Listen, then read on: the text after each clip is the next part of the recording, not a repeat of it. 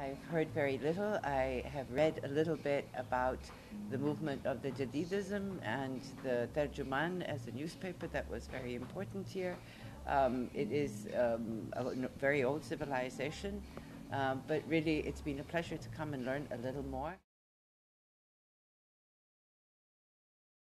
I do not think it is particular to Tatarstan.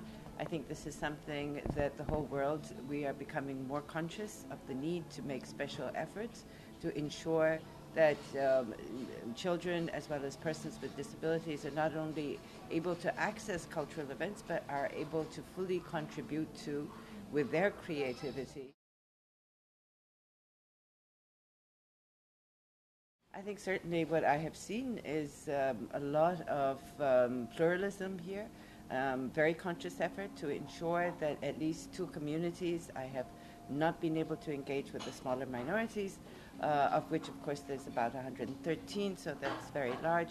But in terms of at least the two larger populations who live here, in terms of the Tatars as well as the Russian who are living in Tatarstan, it seems to be really something which is greatly harmonious, and there's a lot of interaction, and it does not, to me, of course it's a very short visit, seem any tension.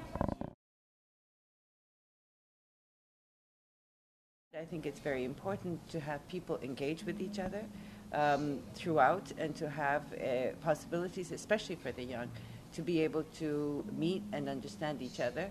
It's not so much about preserving culture for me in terms of cultural rights. It's about ensuring that the conditions always exist for people to continuously create their culture.